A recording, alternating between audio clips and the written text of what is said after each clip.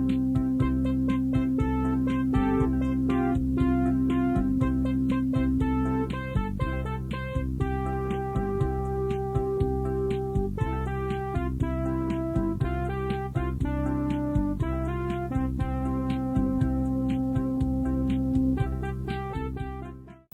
he calls this the consciousness doubler, and that is, imagine you are the other person.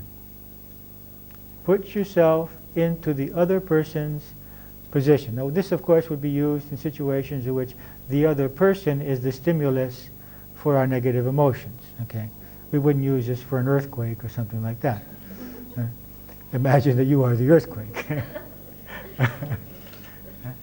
Hey, you might imagine that. You might discover something through that. We did this in one class a few weeks ago. Imagine you're on Earth. Yes, the earth, and you're just trying to throw people off. You know? Get rid of these polluters. Okay. Like a person trying to shake off lice off of his head. You know? Okay. So imagine that you are the other person and try to understand the feelings and the needs and the beliefs. Three things: what the other person feels, what he needs, and what he believes, which is causing him to function in this way. Now the functioning could be a functioning which bothers us because it's aggressive or violent, or it's hurting us, or it could be laziness, it could be a lack of responsibility, a lack of productivity, or it could be anxiety, anger, shouting, and these kinds of things. In both cases, it's useful to realize that in 99% of the cases, the reason this person is functioning in this, in quotations, negative way, is that he doesn't have enough self-confidence and self-acceptance. That basically fear and self-doubt are behind these kinds of actions. I believe that laziness is usually just a result of the fact that a person fears failure. Failure.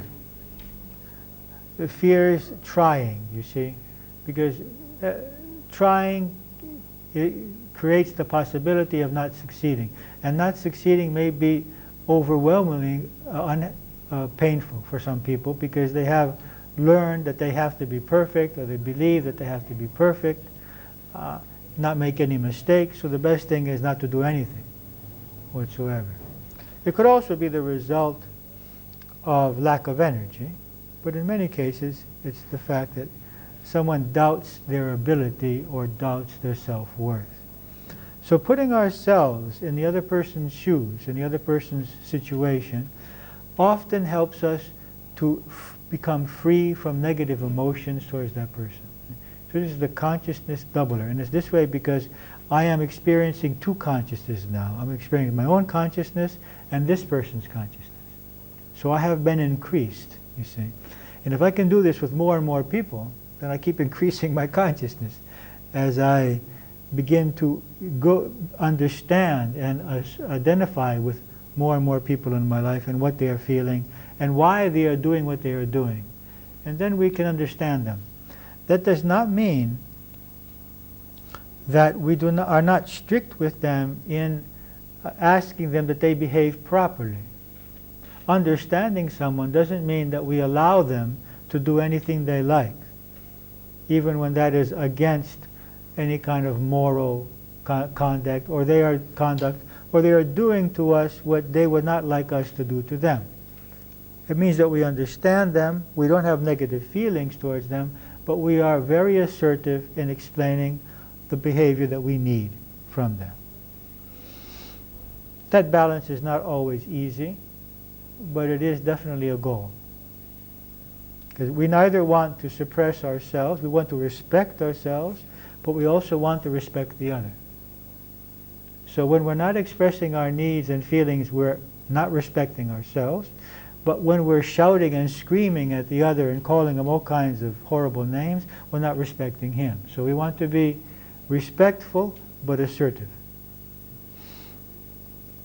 Another possibility in working with energy, with negative emotions, is to channel them in various ways. We already mentioned dancing. We could add to that all forms of creative activity. We could draw our emotions. We could write about our emotions. We could play them in theater, in psychodrama. We could write poems. And of course, we could play music, we could sing, we could dance. All forms of creative expression work both preventatively and as a measure of solving problems. That is, if we have creative activity in our lives, we are more balanced, we are happier, we are more fulfilled. I think that it's integral in every person's life that they should have some time daily in which they are doing something creative, whether it's singing or dancing or drawing or writing or working in the garden or creating a nice dish, something to eat, or rearranging the house, or doing something in which they are expressing their creative nature. This is very important for our balance. But it's also a very useful way of releasing emotions when they are pent up. Another way also is working. You know, if you just wash all the dishes and you clean the house, and do the balcony, and, you know, usually the emotions start calming down. I don't know what kind of vibrations we're leaving on the floor and the furniture, but anyway, it's getting out of us through work. So work is also a way. We have to, of course, be careful that we don't become workaholics and that we are avoiding our emotions by being continually occupied with work. Okay, so one has to find a balance with this. Another way is play. This is the way children keep their balance. And you all know that children can be crying 1 minute and laughing 2 minutes later. And it's the ability of play which allows them to release this. Now, you don't see too many adults playing tag or hide and seek or chasing after each other as you would see children. We do seminars occasionally for playing for adults, you know, adult games. But each one will have to find his own. I guess sports is a way of playing, you know, playing tennis, playing basketball, swimming, or different recreational activities are both ways to keep a long-term balance, but also to release emotions. And of course we have crying. It's always a good solution. But afterwards we have to go back to the drawing table and say, okay, what was I crying about? What was the stimulus? What was the emotion? What was the belief? Crying is a very good way to release things and to come in contact with what we are feeling. But afterwards we want to analyze it. Another way, too, is also to allow this energy to work in a form of service, helping people around us. One way is to do healing work or massage work. In such cases, we can also direct this energy in a positive direction, which helps other people.